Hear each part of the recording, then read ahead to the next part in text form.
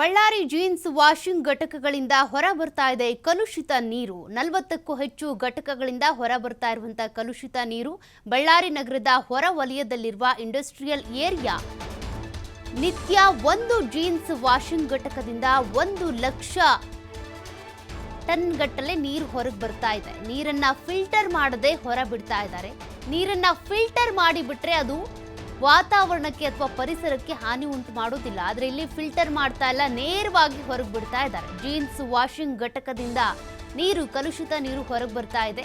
ಕಲುಷಿತ ನೀರು ಬಿಟ್ಟರೂ ಮಾಲಿನ್ಯ ನಿಯಂತ್ರಣ ಮಂಡಳಿ ಮಾತ್ರ ಸೈಲೆಂಟ್ ಆಗಿದೆ. 2023ರಲ್ಲಿ 16 ಘಟಕಗಳಿಗೆ ನೋಟಿಸ್ ಕೊಡುವುದಕ್ಕೆ ಮುಂದಾಗಿತ್ತು ಮಂಡಳಿ. ಆದರೆ ಈವರೆಗೂ ನೋಟಿಸ್ ಕೊಟ್ಟಿಲ್ಲ, ಯಾವುದೇ ಕ್ರಮವನ್ನು ತೆಗೆದುಕೊಂಡಿಲ್ಲ. ನೋಡಿ, ಬಳ್ಳಾರಿಯಲ್ಲಿ ನಗರ ಹಾಗೂ ಹೊರವಲಯ ಸೇರಿದಂತೆ ಒಟ್ಟು 500ಕ್ಕೂ ಹೆಚ್ಚು ಜೀನ್ಸ್ ವಾಷಿಂಗ್ ಘಟಕಗಳಿದ್ದಾವೆ. ಆದರೆ ಈ ಘಟಕಗಳಿಂದ ಹೊರ ಬರ್ತಾ ಇರುವಂಥ ಕಲುಷಿತ ನೀರೇನಿದೆ, ಆ ನೀರನ್ನು ಫಿಲ್ಟರ್ ಮಾಡಿ ಬಿಡಬೇಕು ಅನ್ನುವಂಥ ರೂಲ್ಸ್ಗಳನ್ನು ಯಾರೂ ಕೂಡ ಫಾಲೋ ಮಾಡ್ತಾ ಇಲ್ಲ.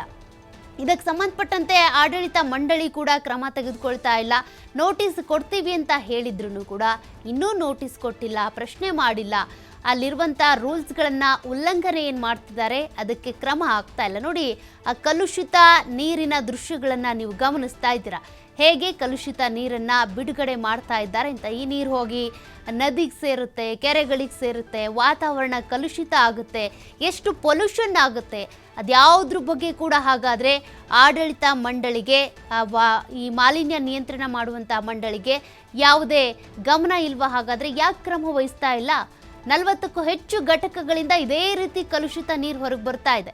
ಕೆಲವರು ಫಾಲೋ ಮಾಡಿದರೆ, ಇನ್ನು ಕೆಲವರು ಫಾಲೋ ಮಾಡ್ತಾ ಇಲ್ಲ, ಫಿಲ್ಟರ್ ಮಾಡ್ತಾ ಇಲ್ಲ ಈ ಕಲುಷಿತ ನೀರನ್ನ.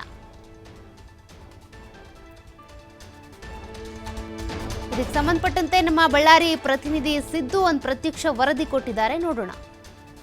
ಅಂತ ಹೇಳಿದ ತಕ್ಷಣ ನಮಗೆ ನೆನಪಾಗೋದೇ ಜೀನ್ಸ್. ಇನ್ನು ಈ ಜೀನ್ಸ್ ಫ್ಯಾಕ್ಟ್ರಿಗಳಿರುವಂತಹ ಸಂದರ್ಭದಲ್ಲಿ ಅಲ್ಲಿ ಫ್ಯಾಕ್ಟ್ರಿಗಳಲ್ಲೇ ಸಾಕಷ್ಟು ಸಮಸ್ಯೆಗಳು ಕೂಡ ಎದ್ದು ಕಾಣ್ತಾ ಇದೆ. ಇದರ ಜೊತೆಯಾಗಿ ಆ ಫ್ಯಾಕ್ಟ್ರಿಗಳಿಂದ ಬರುವಂಥ ಒಂದಿಷ್ಟು ಕಲುಷಿತ ನೀರೇನಿದೆ ಅದು ಸಾರ್ವಜನಿಕರ ವಲಯದಲ್ಲಿ ಸಾಕಷ್ಟು ಸಮಸ್ಯೆ ಉಂಟು ಮಾಡ್ತಾ ಇದೆ ಅಂತ ಹೇಳ್ಬಿಟ್ಟು ಸಾರ್ವಜನಿಕರ ಮನವಿ ಕೂಡ ಮಾಡ್ಕೊಳ್ತಾ ಇರುವಂಥದ್ದು. ಅದು ಏನಂದರೆ ಪೊಲ್ಯೂಷನ್ ಬೋರ್ಡ್ಗೆ ಹೋಗಿ ಅಲ್ಲಿ ಮನವಿಯನ್ನು ಮಾಡ್ಕೊಂಡಿರುವಂಥದ್ದು ಕೂಡ ಇದೆ. ಅದೇ ರೀತಿಯಾಗಿ ನಾವೀಗ ಫ್ಯಾಕ್ಟ್ರಿಯ ಮುಂಭಾಗದಲ್ಲಿದ್ದೀವಿ, ಯಾವ ರೀತಿಯಾಗಿ ಸಮಸ್ಯೆಗಳಿವೆ ಅನ್ನುವಂಥದ್ದನ್ನು ತೋರಿಸ್ತಾ ಇದ್ದೀವಿ. ಇದೊಂದು ಜೀನ್ಸ್ ಫ್ಯಾಕ್ಟ್ರಿ. ಇಲ್ಲಿ 80ಕ್ಕೂ ಅಧಿಕ ಫ್ಯಾಕ್ಟ್ರಿಗಳಿದ್ದು ಈಗ ಸದ್ಯ ಪರಿಸ್ಥಿತಿಗಳ ಹದಗೆಟ್ಟು ಹೋಗೋದ್ರಿಂದಾಗಿ ಇಲ್ಲಿ ಕರೆಕ್ಟ್ ಈಗ ಸದ್ಯ 40 ಮಾತ್ರ ಇಲ್ಲಿ ಫ್ಯಾಕ್ಟ್ರಿಗಳು ಇವೆ ಅಂತ ಹೇಳ್ಬೋದು. ಆ ಫ್ಯಾಕ್ಟ್ರಿ ಒಳಗಡೆ ಒಂದಿಷ್ಟು ಕೆಮಿಕಲನ್ನು ಬಳಕೆ ಮಾಡಲಾಗುತ್ತೆ. ಅಲ್ಲಿ ಜೀನ್ಸ್ ಫ್ಯಾಕ್ಟ್ರಿ ಒಳಗಡೆ ಏನಿರುತ್ತೆ ಅಂದರೆ ಅಲ್ಲಿ ಕೆಮಿಕಲನ್ನು ಹಾಕಿ ತೊಳೆದಿರಬಹುದಾಗಿರ್ಬೋದು, ಈ ರೀತಿಯಾಗಿ ನೀರನ್ನು ಬಳಕೆ ಮಾಡಲಾಗುತ್ತೆ. ಆದರೆ ಆ ಫ್ಯಾಕ್ಟ್ರಿಯಲ್ಲಿ ತೊಳೆದಿರುವ ನೀರನ್ನು ಈ ರೀತಿಯಾಗಿ ಚರಂಡಿಗಳಿಗೆ ಬಿಡಲಾಗುತ್ತೆ. ಚರಂಡಿಯಲ್ಲಿ ಬಿಟ್ಟಿರುವಂಥ ನೀರು ಈಗೇನು ನೀವು ನೋಡ್ತಾ ಇದ್ದೀರಲ್ಲ, ಇದು 43 ಫ್ಯಾಕ್ಟ್ರಿಗಳ ನೀರು ಇದೇ ಮೋರಿ ಮುಖಾಂತರ ಬರುತ್ತೆ. ಈ ಮೋರಿ ಮುಖಾಂತರ ಈ ನೀರು ಹರಿದು ಹೋಗಿ ಎಲ್ಲಿ ಹೋಗಿ ಸೇರುತ್ತೆ ಅನ್ನುವಂಥದ್ದು ಇದುವರೆಗೂ ಕೂಡ ಗೊತ್ತಾಗ್ತಾ ಇಲ್ಲ. ಮತ್ತು ಸಾಕಷ್ಟು ಬಾರಿ ಇಲ್ಲಿ ಕೆಲವೊಂದಿಷ್ಟು ಸ್ಥಳೀಯರು ಜನರು ಕೂಡ ಹೋಗಿ ಮನವಿಯನ್ನು ಕೂಡ ಮಾಡ್ಕೊಂಡಿದ್ರು. ಯಾಕಂದರೆ ಇಲ್ಲಿ ಬರುವಂಥ ಈ ನೀರೇನಿದೆ, ಈ ನೀರು ಸಾಕಷ್ಟು ಪೊಲ್ಯೂಷನ್ ಆಗಿರುವಂಥದ್ದು ಮತ್ತು ನೀರು ಕೂಡ ಯಾವುದಕ್ಕೂ ಬಳಕೆ ಕೂಡ ಆಗ್ತಾ ಇಲ್ಲ. ಇದರಿಂದ ಸಾಕಷ್ಟು ಜಾನುವಾರುಗಳಾಗಿರ್ಬೋದು, ಹಸುಗಳಾಗಿರ್ಬೋದು, ಏನಾದರೂ ಕುಡಿದ್ರೆ ಅವುಗಳು ಸಾವನ್ನಪ್ಪುವಂಥದ್ದು ಕೂಡ ಇದೆ ಅನ್ನುವಂಥದ್ದು ಜನರು ಹೇಳ್ತಾ ಇದ್ದಾರೆ. ಆದರೆ ಇದಕ್ಕೆ ಸಂಬಂಧಪಟ್ಟಂಥ ಪೊಲ್ಯೂಷನ್ ಅಧಿಕಾರಿಗಳು ಕೂಡ ಗಮನಿಸ್ತಾ ಇಲ್ಲ. ಯಾಕಂದರೆ ಕಂಡು ಕಾಣದಂತೆ ಸುಮ್ಮನಿರೋದಕ್ಕೆ ಸಾರ್ವಜನಿಕರು ಸಹ ಹಿಡಿಶಾಪವನ್ನು ಹಾಕ್ತಾ ಇದ್ದಾರೆ. ಮತ್ತು ಜೊತೆಯಾಗಿ ಈ ರೀತಿಯಾಗಿ ಎರಡೂ ಅವಧಿಯಲ್ಲಿ ಕಾಲುವೆಗಳ ಮುಖಾಂತರ ಇಷ್ಟು ಸರಾಗವಾಗಿ ನೀರು ಹರಿದು ಹೋಗಿ ಹಳ್ಳಗಳಿಗೆ ಸೇರ್ಬೋದು ಅಥವಾ ಅಲ್ಲಿಂದ ಕಾಲುವೆಗಳ ಮುಖಾಂತರ ನೀರಿಗೆ ಬಿಡ್ತಾರೆ ಅನ್ನುವಂಥದ್ದು ಕೂಡ ಆರೋಪ ಇದೆ.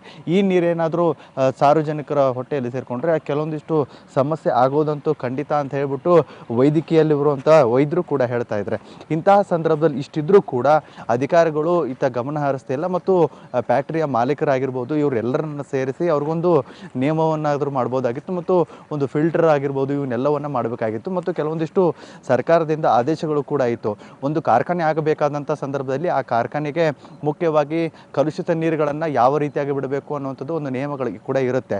ಆದರೆ ಆ ನಿಯಮಗಳು ಕೂಡ ಇಲ್ಲಿ ಯಾವುದೂ ಕಾಣ್ತಾ ಇಲ್ಲ ಅನಿಸುತ್ತೆ. ಈ ರೀತಿಯಾಗಿ ಓಪನ್ ಆಗಿ ಬಿಡ್ತಾ ಇರೋದ್ರಿಂದಾಗಿ ಯಾರಿಗಾದರೂ ಪ್ರಾಣಾಪಾಯ ಆಗೋದಕ್ಕೆ ಸತ್ಯ ಇದು ಅನಿಸ್ತಾ ಇದೆ.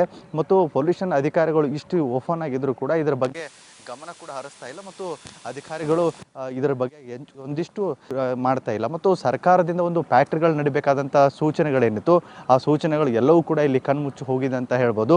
ಇನ್ನಾದರೂ ಅಧಿಕಾರಿಗಳು ಎಚ್ಚೆತ್ಕೊಂಡು ಆ ಫ್ಯಾಕ್ಟ್ರಿಯ ಮಾಲೀಕರ ಜೊತೆಗೆ ಮಾತನಾಡಿ ಇಲ್ಲಿ ಹರಿತಾ ಇರುವಂಥ ಈ ಕಾಲುವೆಗೆ ಏನು ಕಳಪೆ ನೀರೇನಿದೆ ಈ ನೀರನ್ನು ಒಂದು ಕಡೆ ಸಂಗ್ರಹಣೆ ಮಾಡಿಬಿಟ್ಟು ಅದನ್ನ ಫಿಲ್ಟರ್ ಮಾಡಿಬಿಟ್ಟು ಗಿಡಗಳಿಗೆ ಮರಗಳಿಗೆ ಬಳಸೋದಾದಲ್ಲಿ ಅದು ಸ್ವಲ್ಪಷ್ಟು ಅನುಕೂಲ ಆಗುತ್ತೆ ಅನ್ನುವಂಥದ್ದು ಕೂಡ ಸಾಕಷ್ಟು ಚರ್ಚೆ ಇದೆ. ಇನ್ನಾದರೂ ಅಧಿಕಾರಿಗಳು ಎಚ್ಚೆತ್ಕೊಂಡು ಈ ಫ್ಯಾಕ್ಟರಿಯ ಮಾಲೀಕರ ವಿರುದ್ಧ ಕ್ರಮ ಕೈಗೊಳ್ತಾರೆ ಅನ್ನೋದು ಕೂಡ ಕಾದು ನೋಡಬೇಕಾಗಿದೆ. ಕ್ಯಾಮ್ರಾ ಪರ್ಸನ್ ಶಿವಕುಮಾರ್ ಜೊತೆ ಸಿದ್ದು, TV5 ಬಳ್ಳಾರಿ.